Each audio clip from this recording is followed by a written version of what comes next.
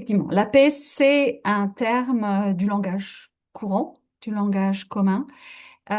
C'est un terme, en fait, qu'on va être amené à utiliser, qui est très utilisé en diplomatie, très utilisé en sciences religieuses, très utilisé en sciences de l'éducation. Et en même temps, c'est un terme dont on se méfie beaucoup et qu'on a eu tendance, notamment en sciences politiques, à renvoyer à l'horizon de l'utopie, à renvoyer loin.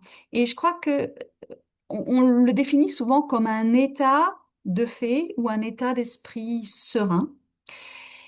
Et malheureusement, on oublie de se rappeler que c'est un terme qui nous vient en fait du 16e, 17e siècle européen, de l'émergence de l'État dans des contextes extrêmement violents, de guerres de religion, etc. Et qu'à l'époque, ce qu'on appelait paix, c'était simplement le calme, c'était simplement l'absence de massacre, et que cette conception de la paix, comme juste le recul de la violence, l'absence de la guerre, eh bien, c'est une conception qu'on a conservée depuis, et puis qu'on a étendue aussi à travers la colonisation, la décolonisation, les guerres du XXe siècle.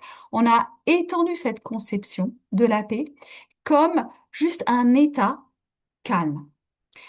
Et pour moi, c'est très problématique parce que c'est pas du tout la façon dont la paix est travaillée dans le monde aujourd'hui. En fait, la paix, c'est pas un état du monde, c'est un mouvement du monde, c'est un travail par lequel il y a des millions et des millions de personnes qui tous les jours essayent de faire en sorte que les choses tiennent, que les choses soient positives, que les choses, qu'il y ait de la communication, qu'il y ait du lien, qu'il y ait de l'éducation, qu'il y ait de la transmission. Et tous ces éléments-là font le travail de paix. Et donc la paix, je préfère dire que c'est un mouvement. Et c'est normal que ce soit un mouvement, parce qu'en fait, dans un monde qui est injuste, qui est violent, où il y a des fortes inégalités, si on n'avait que du calme, eh bien on pourrait avoir le calme des cimetières, on pourrait avoir le calme des personnes écrasées qui ne peuvent pas rien dire. Donc la paix, et c'est Lévinas qui d'ailleurs disait ça, la paix, c'est aussi le désordre, c'est aussi en lien avec le conflit. C'est pas l'absence de guerre ou l'absence de conflit, c'est quelque chose qui relève d'un mouvement, d'un travail pour aller vers un monde plus juste, pour aller vers un monde qui se transforme vers quelque chose qu'on rêve, qu'on imagine.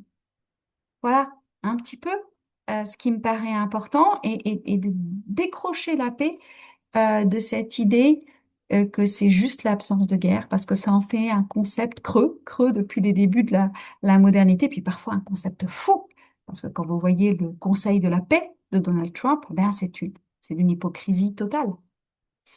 Donc, prenons-le comme un concept, comme une idée de travail, et de travail auquel de nombreuses personnes participent.